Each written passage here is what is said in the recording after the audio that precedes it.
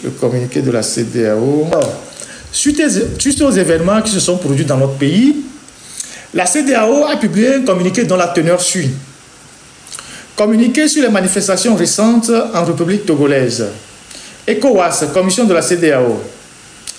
La commission de la communauté économique des États de la communauté économique des États de l'Afrique de l'Ouest a suivi avec préoccupation les manifestations sociales, ils ne disent pas politiques, ils disent sociales, qui se sont récemment déroulées dans certaines villes du Togo, notamment à Lomé, et qui ont engendré des conséquences humaines et matérielles regrettables.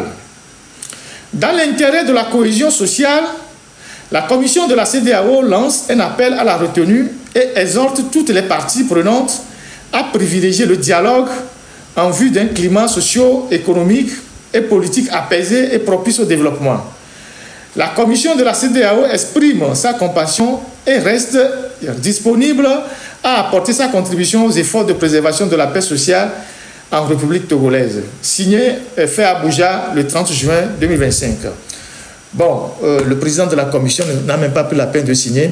Voilà le communiqué qui a été balancé sur les réseaux sociaux par les responsables de la CEDEAO à Abuja. C'est un communiqué totalement insultant à l'endroit du peuple togolais. D'abord parce qu'ils réduisent les manifestations à des faits sociaux, alors que le problème fondamental est un parti politique. Ensuite, ils ne dénoncent pas la violence inouïe, la violence, la brutalité, la sauvagerie qui s'est abattue sur les populations togolaises, comment les femmes ont été torturées dans les brigades de gendarmerie, les images qui ont fait le tour du monde, comment les gens ont été frappés dans les rues, les femmes, les enfants, comment les gens se sont retrouvés dans la lagune. Ils ne disent rien sur les morts, ils ne demandent même pas une enquête. Et en poursuivant leur communiqué, ils disent tout juste qu'ils expriment leur compassion. À qui ils expriment la compassion, on ne sait rien. Donc, ils ont balancé comme ça un communiqué, sans tête ni queue, même pas le nom du président de la commission, qu'ils ont mis dans les réseaux sociaux, comme quoi ils font le service minimum. Parce que les Togolais sont des chiens, sont des gens à qui on ne doit accorder aucune importance, et donc la CEDEAO balance un communiqué comme ça à la figure des Togolais, pour qu'on ne dise pas demain que quand les événements se passaient à Lomé, ils n'ont pas réagi. Et pourtant, c'est la CEDEAO qui, a 20 ans, a imposé Faure Gnassingbé comme président du Togo, avec la complicité, bien sûr, de la France à travers Jacques Chirac. Donc, c'est la CEDEAO avec les Mamadou Tandja, les Aïchatou Mindaoudou, les Maïbouka Maka, ou comment ils l'appellent, tous ces gens-là, Obasanjo, tout ça, qui se sont mis ensemble pour imposer Faure Gnassingbé au Togo, et avec des élections sanglantes qui ont eu lieu en 2005 avec tous les morts qu'on a connus. Donc, cette institution, ne serait-ce que pour sa propre crédibilité, si elle en avait encore, devait quand même produire un communiqué qui va au-delà de ce qu'ils ont dit.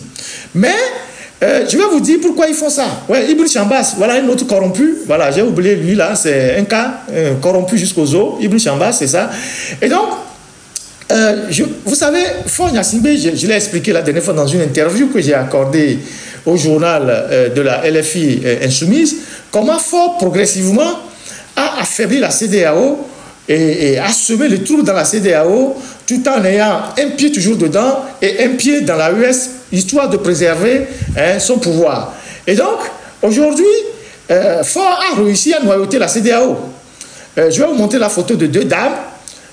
Non, avant la photo de deux dames, je voudrais que la technique nous passe ce que Guy Sagna a dit, parce que c'est l'un des députés de la CEDEAO les plus bouillants au Parlement de la CEDEAO là-bas, au point qu'il a été sanctionné par ses pairs, mais il ne lâche pas l'affaire. Le week-end dernier, ou ce week-end, ils ont organisé une conférence de presse à Dakar avec Alioune Tine, donc la RADDHO, où ils sont revenus largement sur les faiblesses de la CEDEAO, les incongruités de la CEDEAO, comment la CEDEAO reste toujours un syndicat des chefs d'État et que la CEDEAO n'arrive pas à faire face aux crises qui secouent les pays à cause de la corruption, des conflits d'intérêts. Et donc, je veux qu'on passe l'élément de Guy Sagna lors de la conférence de presse qui s'est déroulée à Dakar, je pense que c'est vendredi ou c'est plus quoi, ou c'était hier. Vous allez voir ce que Guy Sagna et Alioune Tine dit, et puis je vais rebondir. Il y a quelques heures, le communiqué de la commission de la CEDEAO. J'ai l'impression qu'au niveau de la commission de la CEDEAO, c'est le même communiqué. On ne fait que changer les dates et le nom du pays. Rien ne change. Quel que soit ce qui arrive dans le pays, c'est le même communiqué. On change la date et on change le nom. Quand j'ai été agressé, le Parlement de la CEDEAO, à travers son bureau, a fait un communiqué. Il y a plus de 7 morts au Togo. Le Parlement de la CEDEAO est silencieux. Est-ce que la vie d'un député de la CEDEAO vaut plus que celle de plus de 7 Togolais? Si le Parlement de la CEDEAO, je sais, contraint, après près d'une semaine, a été obligé, n'ayant pas le choix, de faire un communiqué pour regretter ce qui m'est arrivé,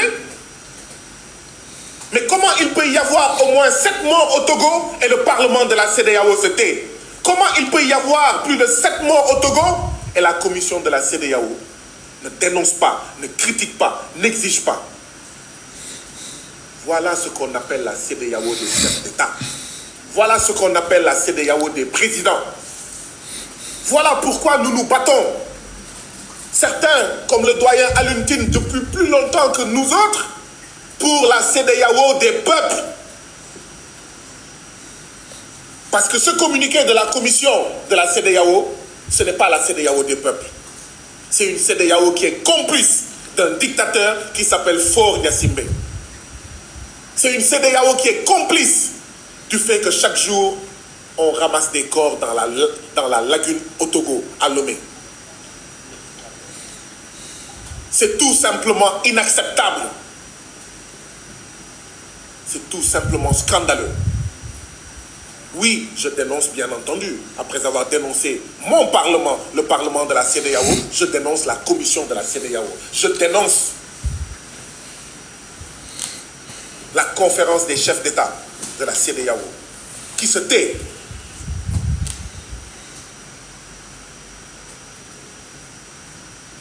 Ok. That is okay. Thank you. Alors, voilà la sortie de... S'il vous plaît, tapoter le live sur TikTok. Il y a toujours un imbécile qui est là en train de vouloir saboter les choses. Partager, tapoter, s'il vous plaît. Il est en train de faire des signalements aussi. Alors, voilà la sortie de Guy Sagna. Et cette sortie est assez emblématique. C'est un indicateur de ce qui se passe à l'intérieur de la CEDEAO. Et je vous disais tantôt que Faure, de façon subtile, a noyauté la CEDEAO. Tout a commencé depuis les années 2014, je ne sais pas quoi, avec le protocole additionnel auquel il s'est opposé avec Yaya Jammeh.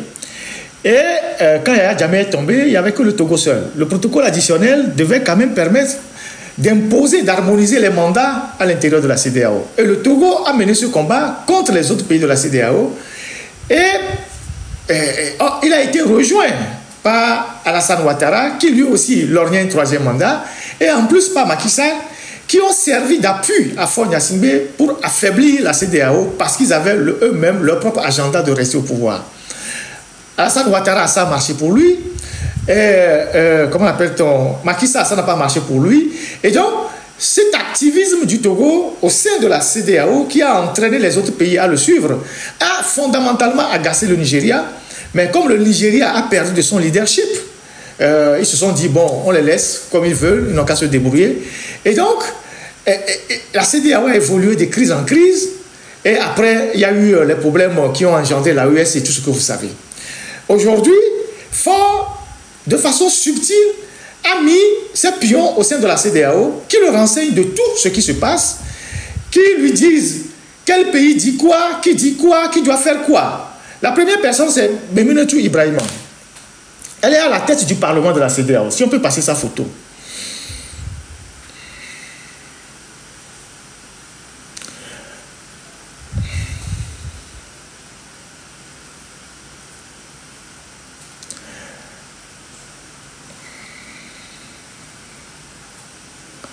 Memunetchou Ibrahima,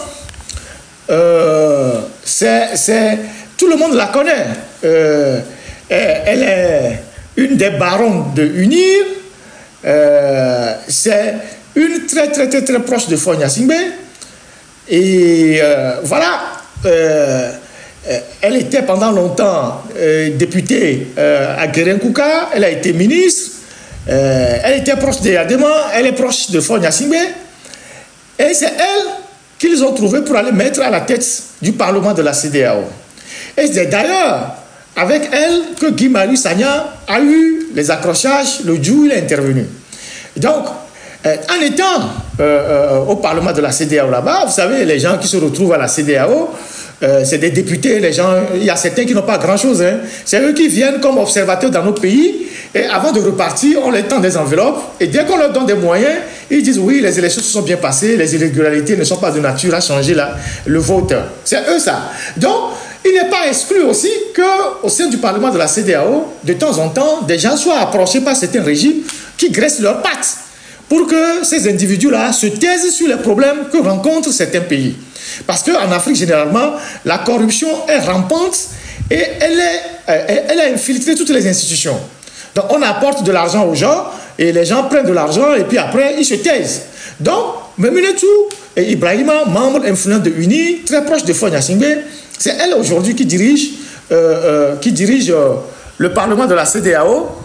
Et donc, ça pose fondamentalement un grand conflit d'intérêts. Les gens de la CEDEAO eux-mêmes devaient savoir que cette dame qui se retrouve à la tête de la commission de la CEDEAO pose un véritable problème de conflit d'intérêts. Mais il y a une qui est moins connue que Memunetchou, que je vais vous présenter. Il y a une autre qui est aussi très proche de Faure Gnassingbé, que vous ne connaissez pas, que je vais vous présenter, qui elle plutôt, est vice-présidente de la commission de la CEDEAO. C'est-à-dire, c'est eux qui sortent ce communiqué que vous avez vu là. C'est-à-dire, elle est juste l'adjointe du président de la commission qui lui est gambien. Et cette dame-là, c'est aussi l'autre œil du Faure Gnassingbé au niveau de la commission. Là, voilà. Donc, Faure, il a mené tout au Parlement, qui le renseigne de tout ce qui se passe. Mais il a aussi une autre dame qui est vice-présidente de la commission de la CEDEAO. Elle s'appelle Damtié Titimbida. Son nom, c'est Damtié Titimbida. Cette dame, elle était conseillère à la présidence. Elle était conseillère à la présidence, elle était sur certaines affaires, et tout. Et puis, un beau matin, paf, on ne sait pas par quel stratagème, Faure a réussi à l'envoyer à la CEDEAO, où elle tient la vice-présidente de la commission. C'est-à-dire, si la commission de la CEDEAO doit se réunir pour sortir un communiqué sur le Togo, cette dame, qui est très proche de Faure Gnassingbé, prend part à la réunion. Et donc, elle va informer le gars que voilà, si elle peut influencer, elle va influencer. Donc, elle renseigne régulièrement de tout ce qui se passe à l'intérieur de la CEDEAO. Elle s'appelle Damtié Titimbida. Vous pouvez la retrouver sur le site internet de la CEDEAO. Elle est la vice-présidente de la commission de la CEDEAO, dirigée par le Gambien. Cette commission qui a sorti ce communiqué totalement fade, totalement insipide sur la question togolaise. Et donc, si les responsables de la CEDEAO eux-mêmes, ils étaient des gens sérieux, ils devaient comprendre que avoir ces dames-là dans les institutions pose fondamentalement un conflit d'intérêts terrible. Mais je ne sais pas s'ils sont suffisamment sensibilisés pour savoir de quoi il s'agit et de ce que je suis en train de développer aujourd'hui. Donc, avec ces gens-là infiltrés dans les structures de la CEDEAO, vous les voyez comme ça, mais vous ne savez pas quel est au-delà du fait qu'elles renseignent Faure Gnassingbé, qu'est-ce qu'elles font réellement là-bas? Est-ce qu'elles approchent des gens pour les rallier à la cause togolaise? Est-ce qu'elles vont voir d'autres députés? Elles font du lobby. Et derrière le lobby, on peut savoir tout ce qu'on peut imaginer. On peut imaginer tout ce qui peut être derrière le lobby. Parce que les gens qui sont à la commission de la CEDEAO, les gens qui sont des députés, qui vont se retrouver à la CEDEAO là-bas, certains savent que bon, ils sont députés, au bout d'un mandat, ils ne reviendront plus. Mais ils doivent aussi assurer leur retraite. On ne sait pas ce qui se passe. Hein? Les dessous de table, on ne sait absolument rien. On peut imaginer juste qu'ils ne sont pas juste là à des postes, mais ils font de l'influence pour que les gens se taisent sur la question togolaise. Donc, voilà une dame, une autre dame, elle s'appelle Damtier Titimbida, qui est vice-présidente de la commission de la CEDEAO, qui était à la présidence de la République au Togo, qui est aussi une très proche de Foy Gnassingbé. Elle est de Dapaon. Voilà ce que j'ai voulu partager avec vous pour rappeler que avec des gens comme ça, au sein d'une structure comme la CEDEAO, on ne peut avoir que des communiqués comme ça, des bêtises comme ça. Normalement, si le Nigeria jouait fondamentalement son rôle de leadership, parce que le Nigeria est l'un des pays qui contribue énormément à la CEDEAO, on ne devait pas se retrouver dans des situations comme ça. Parce que le Togo est qui pour défier aussi une organisation comme la CEDEAO. Donc voilà ce qui se passe au sein de la CEDEAO. Et voilà, j'ai voulu partager avec vous ces informations. Oui, le Gambien s'appelle Aliou Ouma Touré.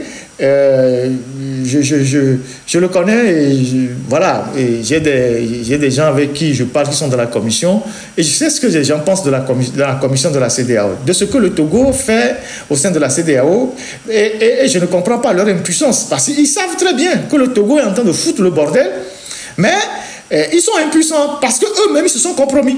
Ils sont impuissants parce qu'ils se sont compromis parce qu'eux-mêmes ils ont longtemps cautionné le faux.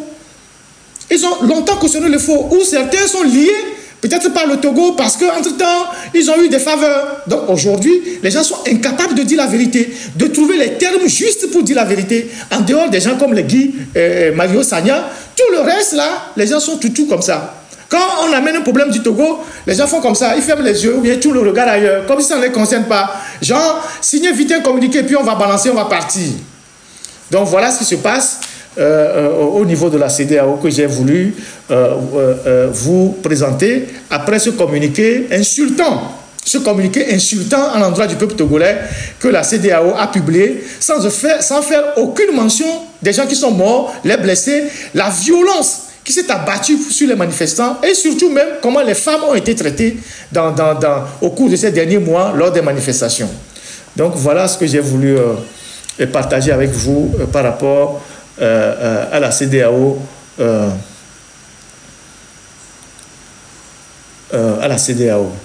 Ah oui, mais c'est une femme très caractérielle, hein. J'ai eu des informations sur elle. Quand elle était à la présidence, elle utilisait sa proximité, sa présence à la présidence pour faire marcher les juges hein, dans des dossiers fonciers, arrêter les gens, faire du trafic d'influence. C'est une femme qui était... c'est-à-dire qu'elle n'avait pas le projecteur sur elle avant. Mais elle s'était déjà fait signaler dans plusieurs dossiers des trucs de foncier et tout ça, où elle faisait intervenir sa proximité avec la présidence pour influencer les juges à prendre des décisions. Donc aujourd'hui, elle est sous le feu des projecteurs. C'est pour ça d'ailleurs que j'en parle. Donc voilà ce que j'ai voulu dire sur la CEDEAO et ce qui se passe à l'intérieur. Maintenant... au vu de la situation qui s'est produite la dernière fois chez nous, avec la violence, les bastonnades, la répression sauvage, l'usage des milices, le pouvoir togolais s'est retrouvé dans une situation inconfortable. Vous savez que pendant 20 ans, Faure a beaucoup investi dans la diplomatie. Ces missiles dominici qui traversent le monde un peu partout l'ont présenté comme un homme propre, un homme raffiné, un président normal, un président qui dirige bien son pays, et donc histoire de faire oublier tous les événements sanglants de 2005. Donc petit à petit, les gens sont tombés dans ce piège-là. En 2017, il y a eu également des événements. Et le pouvoir a utilisé les mêmes méthodes. Ils ont approché les diplomates, ils ont expliqué aux diplomates que c'est plutôt les opposants qui sont violents, c'est les manifestants qui sont violents.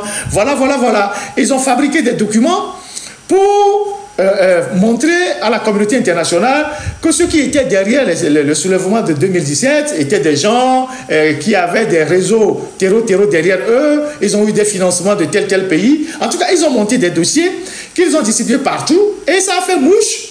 Hein? Et beaucoup de diplomates ont fait des rapports à leur pays qui ont détourné leur regard sur ce qui s'est passé au Togo en 2017. Cette année, il y a eu encore des manifestations au Togo.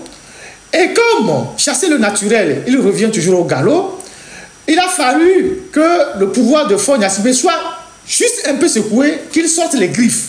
Donc, on a fait appel aux milices, on a fait venir à Lomé les bérets rouges, qu'on a cantonné certains au GILAT, d'autres à l'état-major. On leur payait 5 000 francs par jour. On leur a dit qu'ils sont venus pour 3 jours de mission. On les a déployés dans la ville pour frapper les gens, tuer les gens, bastonner les gens, terroriser les gens. Et on a fait l'usage à fond des milices. Et comme 2025 n'est pas 2017, les images sont parties partout. Les images sont parties partout.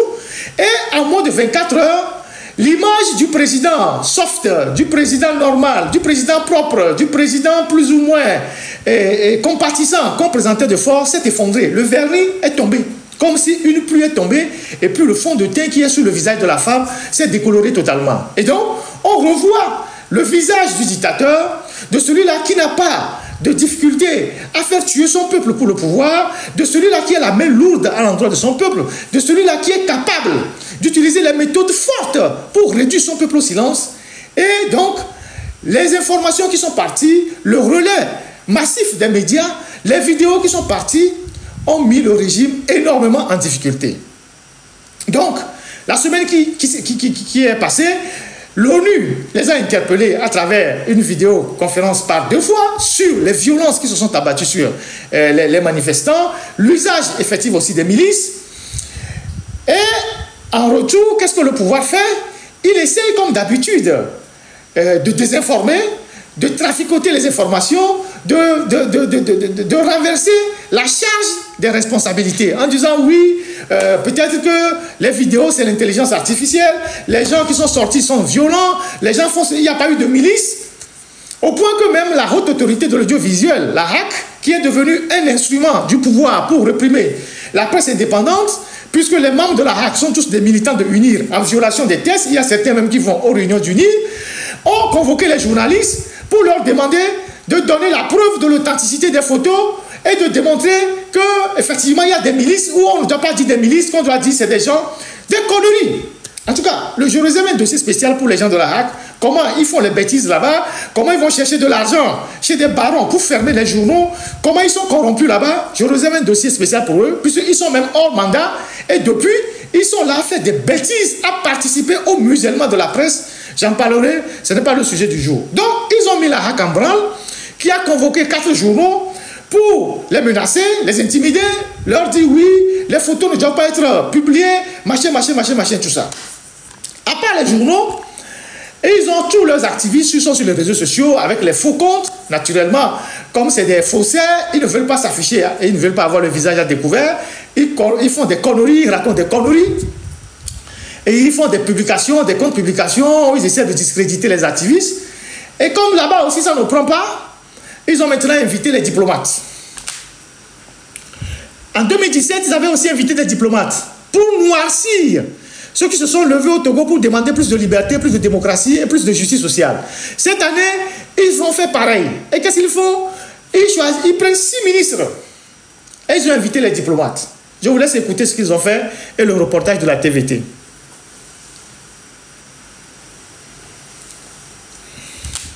Face aux diverses interprétations liées à la situation sociopolitique, le gouvernement a tenu à situer les responsabilités.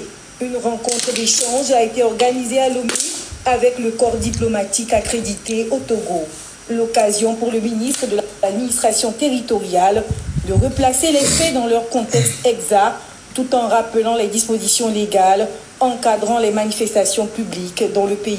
Des manifestations qui ne sont pas donc dans leur cadre légal, suite à des appels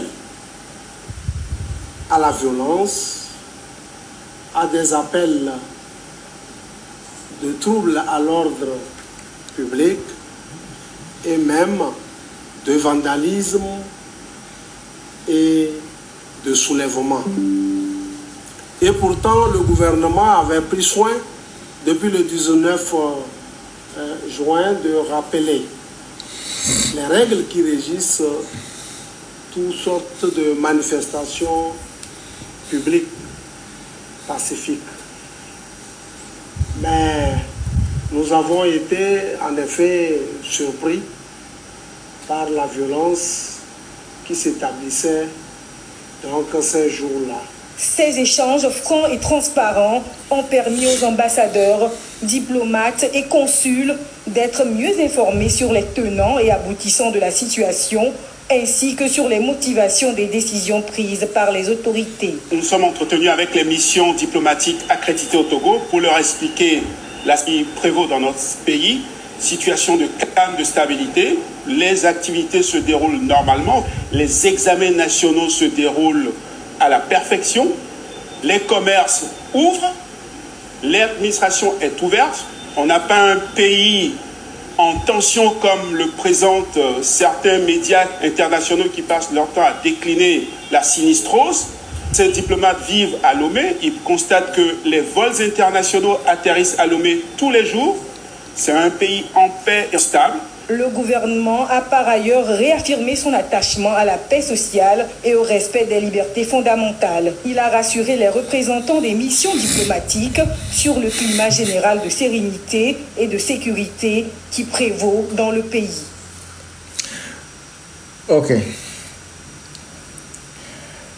D'abord, il y a le ministre de l'administration territoriale qui, je vous l'avais rappelé, a passé tout le temps à donner de l'argent au chef des quartiers de Lomé, à alimenter quelques individus pour semer la zizanie pendant les marches.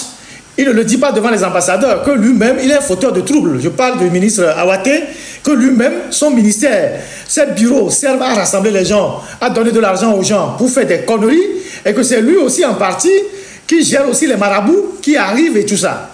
En plus, vous savez qu'il fait partie de ceux qui ont investi dans la morgue. Ce ministre-là, ce ministre Awaté, il fait partie de ceux qui ont mis l'argent à la morgue. Ensuite, vous voyez les deux nouvelles recrues là. Paco Madjouvi et son cousin Isaac Tiakpé. Vous voyez ces deux-là, c'est-à-dire Paco Madjouvi et son cousin Isaac Tiakpé, ils sont des Dahoméens. Vous savez ça, non? Les deux qui ont parlé à la fin là. Les deux qui ont parlé à la fin, dont l'autre a les oreilles comme ça là. Ils ont des Dahoméens. Vous savez ça, non?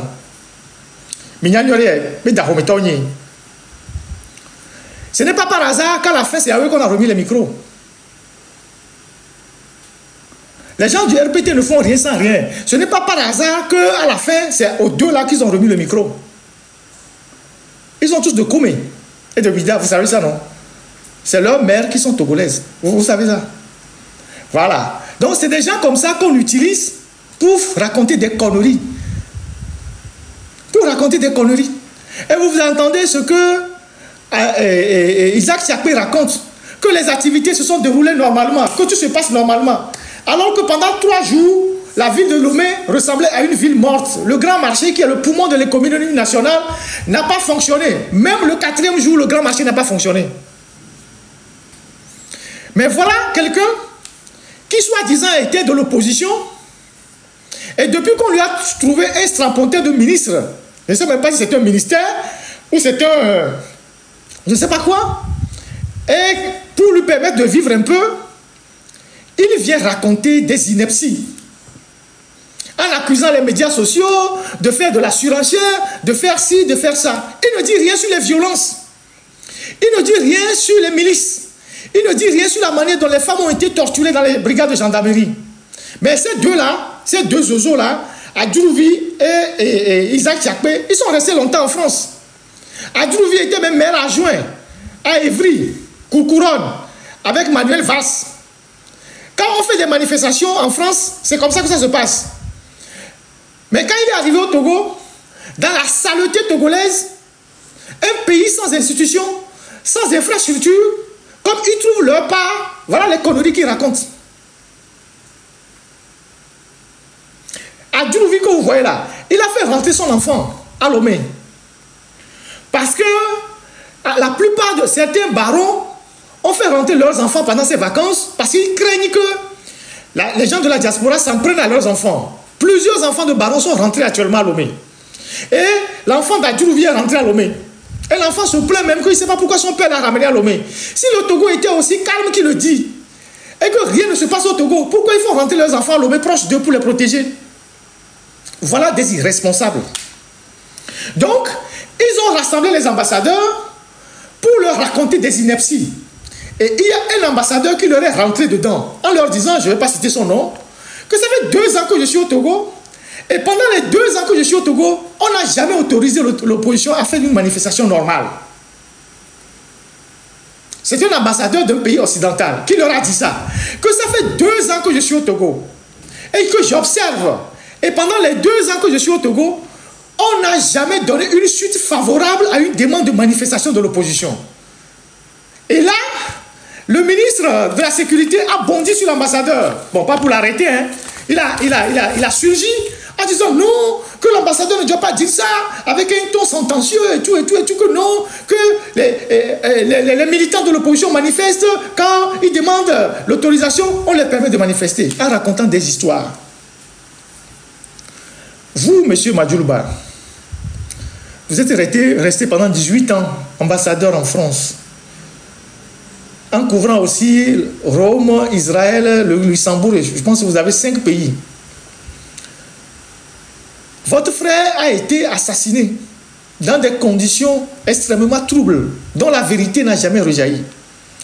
Après que votre frère a été assassiné, on vous rappelle à Lomé pour venir gérer le ministère de la Sécurité. Pour que à votre tour, le régime que vous servez n'aime pas que quelqu'un soit propre. Ils veulent que tout le monde soit mouillé. Comme ça, quand vous êtes tous mouillés, ils tiennent les gens. Et donc, vous êtes rentrés à Lomé. Vous savez très bien que ceux qui sont venus de l'intérieur pour réprimer, pour tuer, ont fait l'objet d'un commandement parallèle à l'armée. Et que ces gens-là n'étaient pas sous votre emprise. Ils ont fait l'objet d'un commandement parallèle à l'armée. C'est des gens qui ont reçu les ordres d'ailleurs que de la hiérarchie de l'armée pour tuer, pour battre, pour assassiner. Vous venez gaillardement rester devant un ambassadeur, un de vos collègues, puisque vous avez été un ambassadeur, pour dire non, pour défendre l'ignominie. Si quelqu'un ne devait pas défendre la brutalité de ce régime-là, c'est particulièrement vous. Parce que votre frère en a payé le prix. Mais comme vous n'avez pas de conscience, comme vous n'avez pas, vous avez perdu la raison. Je ne sais pas ce que les Niassingbe vous ont préparé à manger. Vous bondissez sur ce que l'ambassadeur a dit, soi-disant pour lui remonter les bretelles. Et pourtant, ce qu'il a dit, c'est vrai. Depuis 2 ans qu'il est au Togo, on n'a jamais autorisé l'opposition à faire quelque manifestation que ce soit. Toutes les autres demandes de manifestation ont été rejetées. Alors, pourquoi je vous passe ces images-là? Je vous passe ces images-là pour vous dire que comme le régime l'a fait après 2005 pour noyer tous les dossiers sales que le régime traînait par une diplomatie offensive, en présentant Faure Gnassingbé comme un président modèle, un président jeune qui veut changer le Togo, alors que derrière Faure Gnassingbé ou bien derrière le rideau, c'est une situation plus sombre. En 2017, ils ont fait aussi la même diplomatie pour noyer les populations en disant que c'est les populations qui faisaient les bêtises et qu'eux, ils travaillaient pour le calme. Ils ont repris la même chose en 2017, en 2025.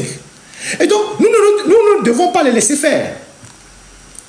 Nous ne devons pas les laisser faire dans ce sens que l'opposition ou les activistes, ou autant que nous sommes, avec nos relations, nous devons aussi aller informer les gens de ce qui se passe au Togo. Parce que la CEDEAO est déjà infiltrée. Elle ne peut pas prendre les faits et causes pour nous. Elle ne peut pas dénoncer la violence chez nous. L'Union africaine, on ne l'entend pas. Mais si, dans d'autres pays, on peut avoir des gens qui peuvent parler pour que le problème du Togo soit connu dans le monde, il faut qu'on aille chercher ces gens-là. On dit souvent que la dictature se nourrit du crime et le crime se nourrit du silence. Quand un dictateur tue et que vous ne criez pas sur lui, il est tranquille. C'est comme vous avez un sorcier dans un village. Tant que vous ne déshabillez pas le sorcier, tant que vous ne le déshabillez pas sur la place publique, tant que vous ne criez pas sur le sorcier, il va continuer par tuer les gens. C'est comme ça que fonctionne la dictature. C'est pour cela que, autant que nous sommes un certain nombre d'activistes, de journalistes, on essaye aussi de faire notre part pour alerter les gens, que ce soit les médias, que ce soit d'autres groupes d'activistes, que ce soit des partis politiques. Ça n'a rien à voir, comme je l'ai entendu parler, de certains qui sont des ignorants tous mous politiques, qu'on a eu chercher peut-être la France pour venir se mêler des affaires du Togo. Ça n'a rien à voir. Si vous êtes aux États-Unis, si vous pouvez interpeller des sénateurs sur la question togolaise, faites-le. D'ailleurs, ce week-end, il y avait des Togolais qui ont fait une manifestation symbolique. Je ne sais pas si c'est devant la Maison Blanche. Pourquoi vous le faites? Vous le faites pour attirer l'attention des Américains sur ce qui se passe au Togo. Il y a des gens qui ont fait une manifestation à Paris ici pour attirer l'attention de l'opinion française sur ce qui se passe au Togo. Il y a ceux qui ont fait des sorties à Dakar pour le faire. Il y a ceux qui sont en Allemagne qui essaient de faire quelque chose pour attirer l'attention de ces gens-là sur ce qui se passe au Togo. Parce que ce sont les partenaires qui financent le Togo, qui donnent de l'argent au Togo. Donc, nous devons aller convaincre les gens d'interpeller ceux qui soutiennent encore le régime, interpeller leur conscience et leur responsabilité. C'est pour ça que je salue la sortie du parti de Jean-Luc Mélenchon. De tout temps, l'extrême gauche a toujours mené les combats des peuples. Tous ceux qui écoutent les discours de Jean-Luc Mélenchon savent que Jean-Luc Mélenchon a toujours dénoncé la France-Afrique. Il a toujours dénoncé les bases militaires. Il a demandé à la France de rompre les accords militaires. Si nous pouvons aller le sensibiliser pour que lui, à son tour, il puisse interpeller Macron ou je ne sais pas, ceux qui soutiennent fort, c'est un combat que nous devons mener. Parce que le régime est aussi en train de faire ce combat diplomatique pour dire que tout se passe bien au Togo. À notre tour, nous devons aussi aller chercher les gens que nous devons sensibiliser sur la question togolaise. L'année dernière, j'étais à New York. Et quand j'étais à New York, j'étais au siège du New York Times, au Times Square, évidemment. Quand j'étais au siège de New York Times, on a fait une séance de travail là-bas pendant des heures. Quand on parle de New York Times, c'est phénoménal comme média. Et c'est pour ça que je dis en Afrique on blague. Si vous voyez le matos, l'immeuble, c'est-à-dire le nombre d'étages qu'ils occupent, c'est très puissant. Alors, on était au New York Times, en bas, il y avait des Palestiniens qui étaient là, nombreux, avec des drapeaux palestiniens. Ils ont mis les journaux par terre, ils marchaient dessus. Parce que le New York Times est un journal qui est complaisant, je le dirais ainsi, envers Israël. Donc, les Palestiniens estiment que c'est un journal qui est contre leurs intérêts. Donc, les jeunes Palestiniens, appuyés par les Américains, les jeunes Américains, généralement des étudiants, c'est eux que Donald Trump est en train de traquer là, ils étaient massivement déployés au siège de New York Times, en bas. Ils ont jeté les journaux par terre, ils le piétinaient, ils étaient là, ils criaient, ils avaient le mégaphone. Pourquoi ils le font? Ils le font pour attirer l'attention de l'opinion sur ce qui se passe dans leur pays. Donc, partout où nous pouvons interpeller les gens, partout où nous pouvons dire aux gens que ce qui se passe au Togo n'est pas normal, aidez-nous à dénoncer ce qui se passe au Togo, on va le faire. Que ce soit en France, que ce soit aux États-Unis, que ce soit au Canada, que ce soit en Allemagne, partout, que ce soit à Bruxelles, partout où on peut, nous, faire une diplomatie discrète pour informer les gens, voir comment la violence abat sur les populations, pour que les gens demandent des comptes à ceux qui soutiennent fort, on va le faire. J'ai vu que des énergumènes du pouvoir et quelques individus qui ne sont même pas formés politiquement disent oui, pourquoi les députés, certains députés français font un communiqué. Vous comprenez rien? Vous comprenez absolument rien de la politique? Si vous ne médiatisez pas ce qui se passe dans votre pays, comment les gens vont s'intéresser à ce qui se passe dans votre pays? Vous faites de la confusion. Le fait d'aller chercher des groupes de pression pour interpeller la France au Parlement sur ce qui se passe au Togo n'a rien à voir avec être un pro-français. C'est comme vous allez aux États-Unis demander à des sénateurs de réagir sur ce qui se passe au Togo. Vous allez en Allemagne pour demander au Bundestag ou des députés de réagir sur ce qui se passe au Togo. Ou d'aller à Bruxelles solliciter des députés pour réagir sur ce qui se passe au Togo.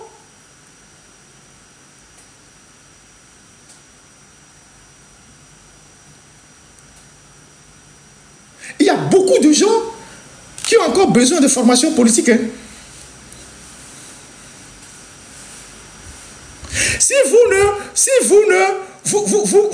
Puisque le régime le fait, le régime se passe partout, passe aux mêmes endroits, eux parfois même avec de l'argent, pour acheter le silence des gens. Ils passent partout avec l'argent. C'est nous-mêmes qui nous plaignons que les diplomates à Lomé ne disent rien parce qu'ils sont corrompus. C'est ce qu'on dit, même si on n'a pas de preuves, mais c'est ce qu'on dit. C'est nous-mêmes qui disons que le régime passe partout pour donner de l'argent aux gens pour se taire. Alors si on peut aller parler du problème togolais quelque part pour susciter des projections sur le Togo, il faut qu'on le fasse. Si quelqu'un ne peut pas le faire, que la personne se taise. Cette semaine, on a fait un travail phénoménal dans les médias.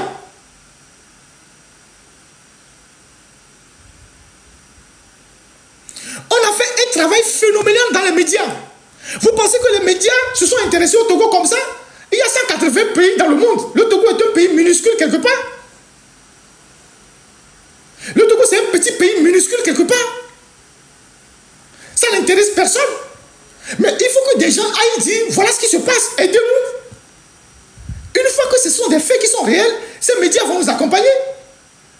On parle du Togo dans le Washington Post. Vous imaginez ça? On parle de la situation togolaise dans le Washington Post. Vous pensez que c'est tombé comme ça, comme un cheveu dans la soupe? Mediapart consacre des articles sur le Togo. Al Jazeera. Vous pensez que ça arrive comme ça?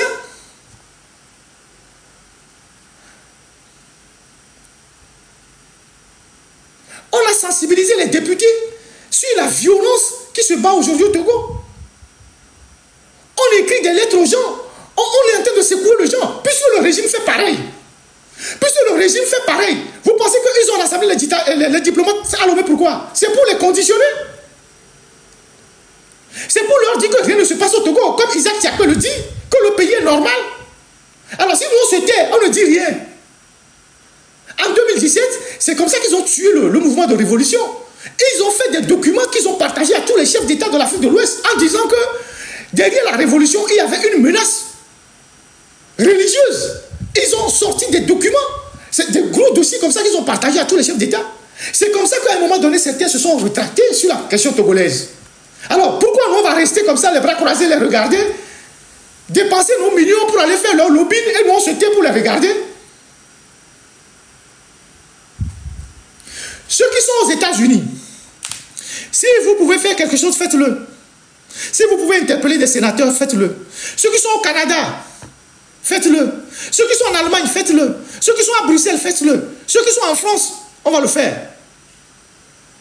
C'est en médiatisant la question togolaise qu'on aura de la sympathie dans le monde. C'est en médiatisant la dictature togolaise qu'on aura de la sympathie.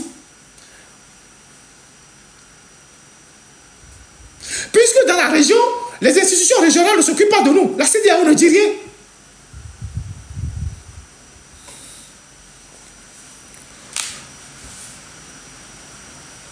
Ceux qui ne maîtrisent rien, là, calmez-vous.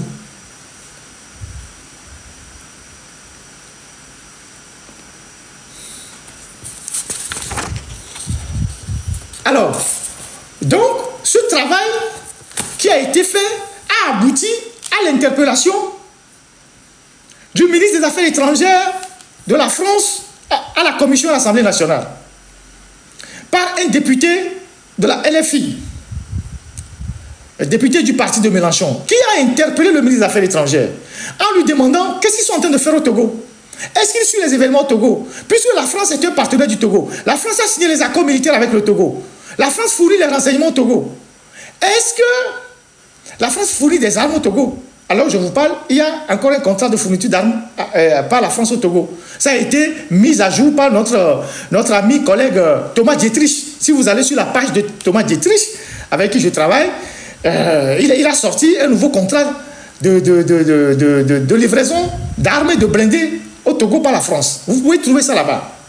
Donc, ceux qui racontent des inepties, que la France, machin, allez regarder, c'est des choses qu'on fait, qu'on dénonce. Donc, on a interpellé ces députés-là. On leur a dit de regarder un peu ce qui se passe au Togo. Et ils ont été choqués par la violence qui s'abat sur les populations. Et cette dictature qui n'en finit pas, d'une seule famille, que la France a supportée pendant des années. Alors ils ont décidé d'interpeller le ministre des Affaires étrangères au Parlement. Et c'est cette interpellation qu'on va écouter et la réponse du ministre. Monsieur Aurélien Taché. Merci Monsieur le Président. Monsieur le Ministre, je voulais vous interroger ce matin à propos de la situation au Togo.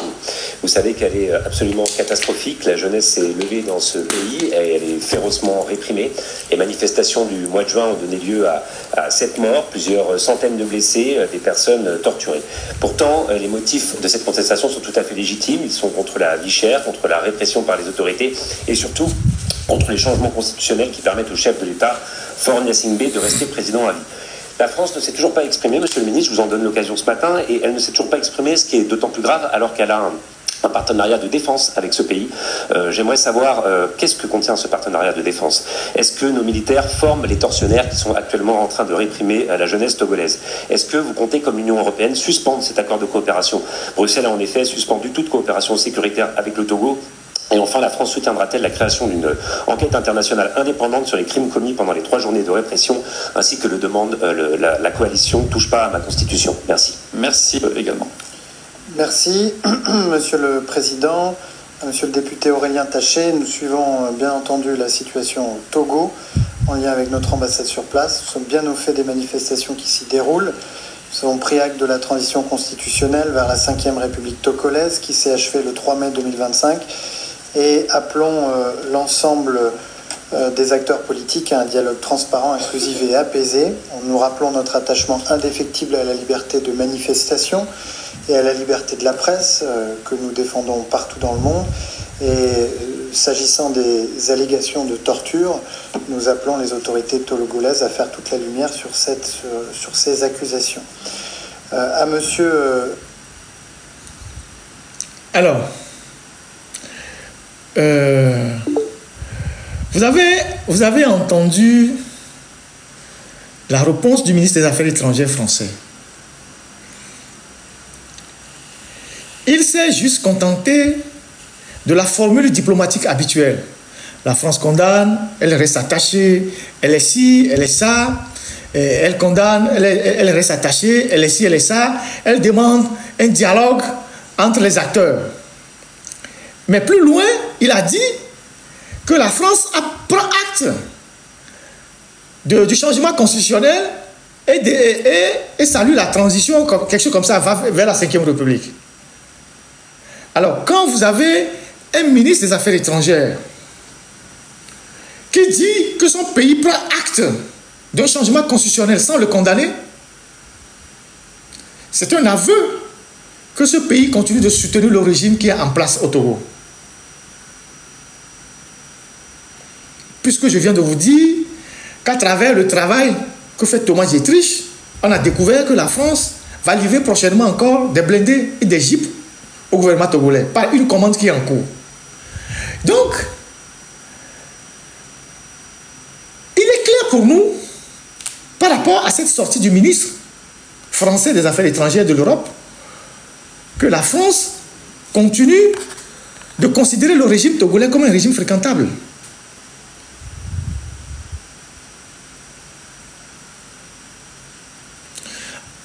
En tout cas, le pouvoir français continue de présenter le régime togolais comme un régime fréquentable.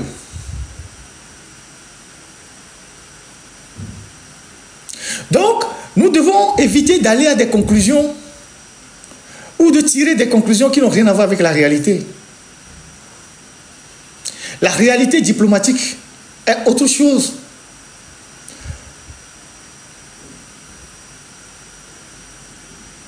Donc j'ai voulu vous faire passer cet élément pour que vous compreniez et que vous laissez tomber toutes les informations de manipulation qui tournent autour. Dès qu'on commence par dénoncer le régime de Faure Gnassingbé, il y a des petits zozos qui viennent, que le pouvoir togolais a financé, qui dit oui, c'est la France qui veut déstabiliser le Togo. La France qui veut déstabiliser le Togo s'apprête à livrer du matériel militaire au Togo. Ça ne vous dit pas quelque chose? La France veut déstabiliser le Togo et elle s'apprête à livrer une nouvelle commande de matériel militaire au Togo.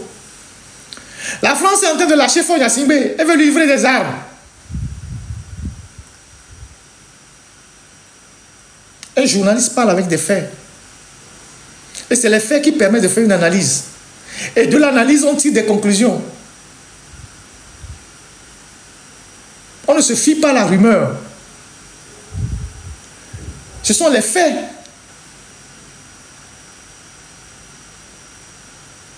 Donc, ça a été très intéressant de voir cette réaction du ministre des Affaires étrangères. Parce qu'elle fait tomber toute la propagande qui consiste à dire que oui, c'est la France qui veut déstabiliser le Togo. Et le député a bien fait de demander au ministre des Affaires étrangères français que l'Union européenne a coupé sa coopération militaire. Pourquoi la France ne met pas faire la coopération militaire? Il n'a même pas évoqué ça. Parce qu'à travers la coopération militaire, on fournit beaucoup de choses aux pays avec qui on est lié. Les renseignements, l'assistance militaire, les armes, du matériel. Et parfois, ces genres de matériel servent à réprimer les populations. Donc, à travers cette interpellation de ce député Aurélien Taché de la France insoumise, au moins, on a eu officiellement la position de la France. À savoir que elle continue d'être plus ou moins compatissant envers Faure Gnassingbé ou composant avec Faure Gnassingbé et son régime, puisqu'elle prend acte de la modification constitutionnelle et de la transition. C'est ce que le ministre a dit. Donc, il faut qu'on arrête parfois de verser dans des polémiques inutiles et de nous consacrer à des faits. Quand un pays veut lâcher quelqu'un, il ne lui fournit pas les armes.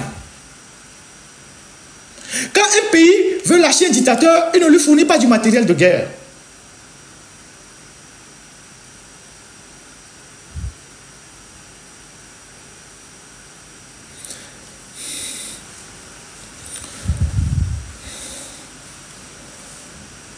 Donc voilà ce que j'ai voulu partager avec vous par rapport à cette histoire de la diplomatie française et à cette histoire de l'offensive du régime qui va envoyer dans les jours qui viennent, en dehors des plaintes qui sont en train de préparer contre nous, parce qu'on serait des terreaux, ils vont envoyer leurs ministres, les Adjourouvi que vous voyez là, parce que Adjourouvi connaît beaucoup d'hommes politiques en France. Les Isaac Siakpé, ils sont restés en France. Généralement, il y a un lieu où ils se rencontrent, à l'île Dorée, en Bretagne. Il y a un lieu où ils se rencontrent là-bas, à l'île Dorée. Quand je parle de l'île Dorée, force, c'est ce que je sais. Bahora aussi sait. Ils se rencontrent. Donc, ils vont envoyer des gens avec des mallettes pour que des gens puissent faire cause pour eux. C'est pour ça que nous aussi, nous ne devons pas nous taire. On doit faire tout ce qu'on peut faire pour sensibiliser l'opinion sur ce qui se passe au Togo. Partout où on doit sensibiliser les gens. À Genève, là-bas, le Conseil des droits de l'homme des Nations Unies, on doit prendre toutes les vidéos. On doit prendre les vidéos des violences, les tortures des femmes, tout ça. On va là-bas, au niveau du Conseil des droits de l'homme à Genève. On leur présente ça. On attire leur attention sur ce qui se passe au Togo. C'est comme ça qu'on peut déconstruire le dictateur sur le plan international. Parce que sur le plan national, Faure a déjà perdu la main. Les Togolais en ont marre de lui. Mais sur le plan régional et international, il essaie encore de se faire passer pour un président propre. Donc ce n'est pas le travail de la sensibilisation, le travail du lobby qu'on doit démontrer aux gens que ce régime n'est pas un régime fréquentable. Et chacun à son niveau et selon les relations qu'il a, peut faire quelque chose sans demander l'autorisation de qui que ce soit. Je salue les 10 000 personnes qui sont sur YouTube. C'est quand même une première. Les 6 000 qui sont sur TikTok. S'il vous plaît, tapez sur TikTok. Nous devons être très entrepreneurs. Éviter les petites histoires, les polémiques inutiles. Rien n'est prêt de tomber au Togo. Faure, il est là-bas, il est en difficulté, mais il n'est pas prêt de tomber. Il est en difficulté, mais il n'est pas prêt de tomber. Je vous ai dit plusieurs fois qu'il va se battre jusqu'à la dernière minute. C'est le propre des dictateurs. Ils se battent jusqu'à la dernière minute. C'est quand il va sentir que la situation n'est plus sous contrôle qu'il va prendre son avion et partir et laisser les autres. se battre jusqu'à la dernière minute. Il va utiliser toutes les armes qui sont à sa disposition. S'il faut écraser les gens, il va le faire. S'il faut poursuivre les gens, il va le faire. S'il faut enlever les activistes, il va le faire. Jusqu'à la dernière minute pour garder son pouvoir. C'est la méthode de... C'est-à-dire, ça passe ou ça casse. Que les dictateurs utilisent souvent pour taper dans le tas, pour effrayer les populations et garder le pouvoir. C'est ce qu'ils ont fait le 25, 26, 27, 28. C'est ce qu'ils ont fait. Ils ont fait l'usage d'une violence inouïe pour décourager prochainement toute sortie des populations. Parce qu'ils savent que quand la population va sortir massivement, il sera sérieusement en difficulté. Ça, c'est la première méthode. La deuxième méthode, s'il est débordé, il va prendre son hélicoptère, il va partir, il va laisser les collaborateurs. Il va demander l'asile à un pays. Et cette méthode-là, et cette deuxième option, il peut l'envisager. Mais tant que la situation ne dégénère pas, il ne va pas l'envisager. Donc, rien, absolument rien n'est prêt de tomber au Togo pour que les gens commencent par se bagarrer pour ce qui n'existe pas. Concentrons-nous sur la mobilisation. Concentrons-nous sur l'organisation. Le jour où Faure Gnassingbé va tomber, ceux qui ont de l'ambition, ils vont l'exprimer. Moi, je n'en ai aucune. Je n'en ai aucune. J'en parlerai tout à l'heure dans le dossier de M66. Donc, nous devons nous concentrer sur ce qui est le plus important actuellement.